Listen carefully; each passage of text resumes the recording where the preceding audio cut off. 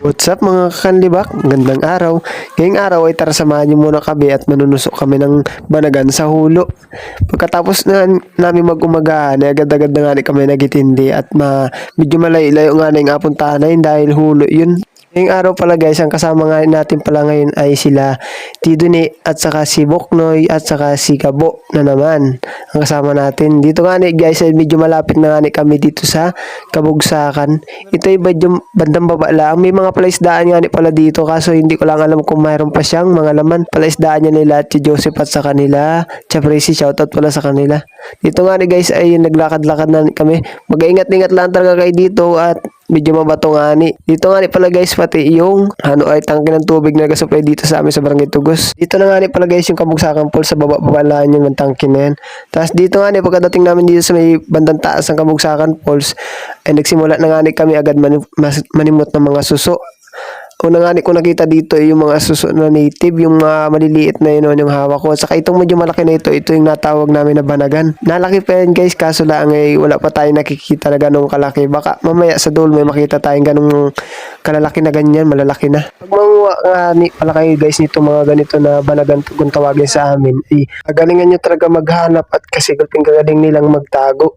Kadalasan yun makikita, nasa ilalim sila ng mga layak o yung mga laglag na dahon ba na nakatimbon sa may tubig. Nandun sila madalas nagatago dahil yun ang kadalasang inakain ng mga suso, kung tawagin suso o banagan, kung tawagin sa amin. Guys, comment nyo nga kung anong tawag din sa mga ganitong suso para naman malaman namin at saka malaman din namin kung hanggang saan nakaabot itong video baga natin na ito. Medyo marami na nga guys kami ditong nakuha. Hindi ko lang binibidyo nga dito yung kapatid ko ang may dala nung lagayan. Nabigay ko lang sa kanya yung mga nakukuha ko. Ako nga na yung nagabidyo. Mahirap maghawak nung lagayan at nagabidyo-bidyo pa. Ito nga na medyo malaki-laki nakuha ko na yan guys. Oh. Ganito yung nasabi ko kanina. Pero may mas malaki pa dyan. Kaso lang mamaya baka may makita pa tayong ganun. Napakabilis nga guys dumami ng ganitong mga klase ng mga suso dito sa amin. Kaso nga nila ay huwag niya talagang asagarin ng pagkuha. Huwag niyo kunin yung maliliit kasi pag kinuha natin yung maliliit ay siyempre masasakod sila, mauubo sila, matatagalan sila magparami. Kaya dapat ang akunin lang natin yung saktuwang lakilaang na pwede na nating pwede na nating kainin. Kasi yung mga maliliit ay palaki naman natin na iana lang natin sila dun.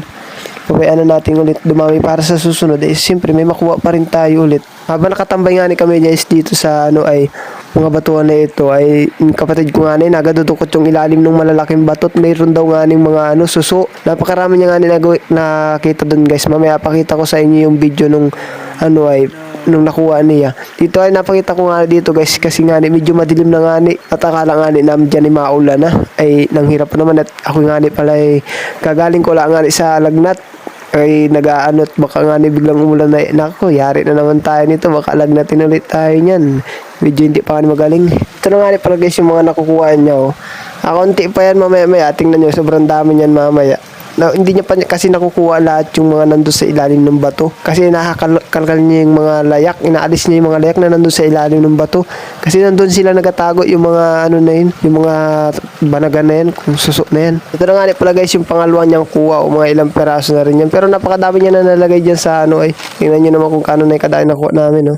So guys, didiretso na nga kami dun sa dulo kasi dumating na yung sila Tidon Naiwan sila kasi dun sa baba. Kaya inintay na rin namin. Dito nagpatuloy nga kami dito sa pagkuha. Samantala pati na yun guys yung panahon na hindi pa rin siya naulan kaya dumiretso-diretso pa rin kami. Baka may man din ay umulan ay mahihirapan na tayo makakuha ng suso niyan dahil medyo magalabo ang tubig yan at saka yung patak ng ay ulan sa tubig ay para siyang makit kung yung tubig para magagalaw baga. Tingnan nyo naman guys dito yung kalikasan natin. Napakaganda pangmastan, diba? Natural na natural, dapat ingatan natin at huwag sirain.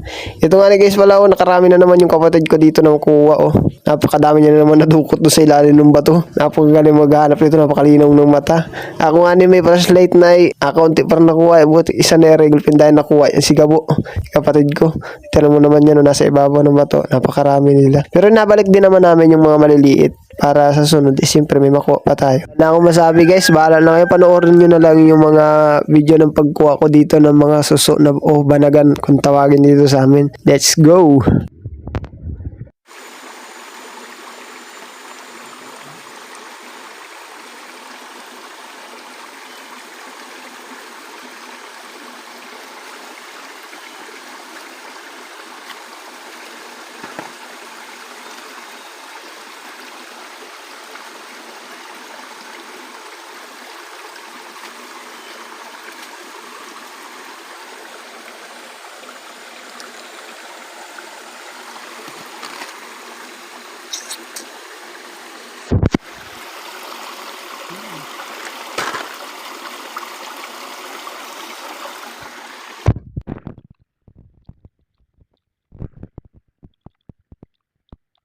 Dito nga ni pala guys, is tapos na kami manguha ng ng banagan. Nandito na kami sa mismong dulo. Kaya pauwi na kami, tapos na kami kasi manguha ng banagan. Let's go nga. Shoutout pala dyan sa mga solid followers, saka solid viewers natin dyan. Comment na lang kayo sa mga sa video na to para sa susunod na video is ma-shoutout ko kayo. Kung taga saan kayo para naman malaman ko kung saan nakaabot yung video natin ito. Maraming salamat.